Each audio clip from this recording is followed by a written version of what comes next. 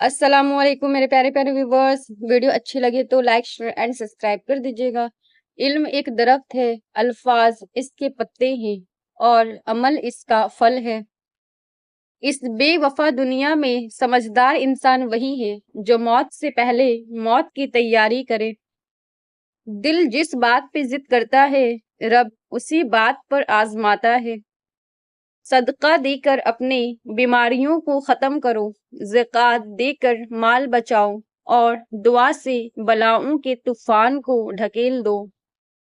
بازار سے سب کچھ مل جاتا ہے، لیکن ماں جیسی جنت اور باپ جیسا سایہ کبھی نہیں ملتا۔ نماز کا رہ جانا دنیا کے ہر نقصان سے بڑا نقصان ہے۔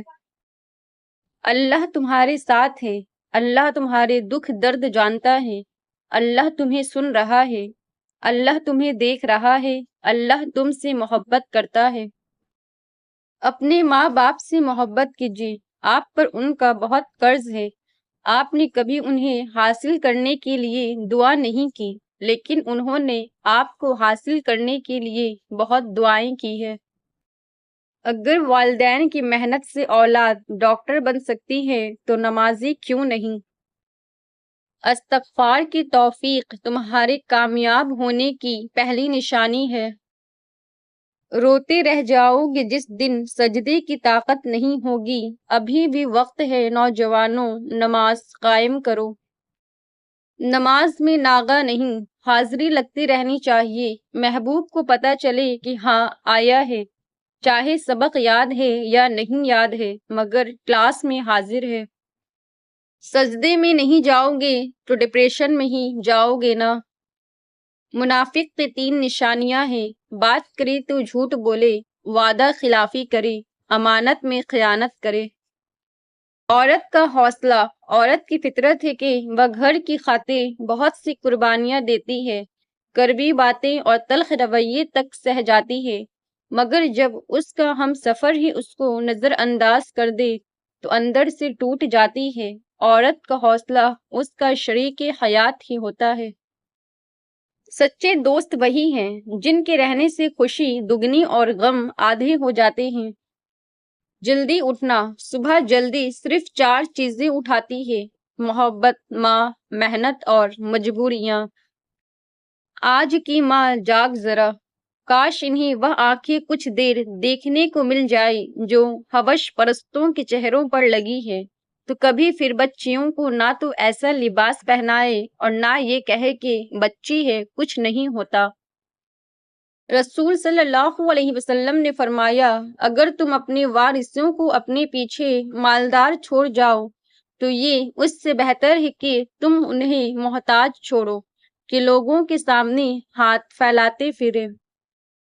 نماز کی فکر اپنے اوپر فرض کر لو، خدا کی قسم دنیا کی فکر سے آزاد ہو جاؤ گے اور کامیابی تمہارے قدم چومے گی۔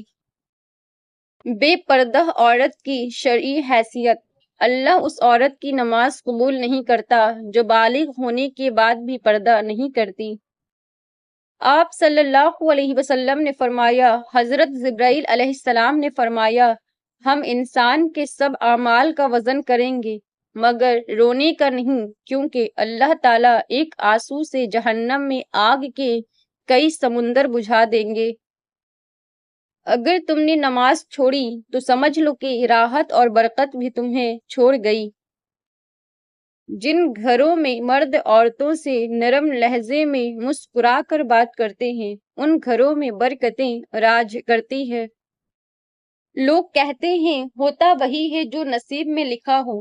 اللہ پاک قرآن میں کہتے ہیں، تم مجھے پکار کر تو دیکھو، میں نصیب بدلنے پر قادر ہوں۔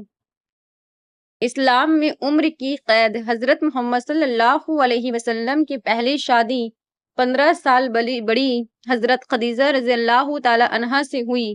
آخری نکاح 43 سال چھوٹی حضرت عائشہ رضی اللہ تعالی عنہا سے ہوا، یعنی نکاح کے لیے اسلام میں عمر کی کوئی قید نہیں۔ نصیب اور صبر: کچھ چیزیں نصیب کا حصہ نہیں بھی ہوتے، پر تمہارا صبر اور تمہارا یقین تمہیں اس منزل تک لے جاتا ہے جہاں کن ہوتا ہے، اور اللہ فرماتا ہے تم صبر کی انتہا کر دو، میں معززوں کو انتہا کر دوں۔ جو سجدوں میں روتا ہے اسے تقدیر پر رونا نہیں پڑتا۔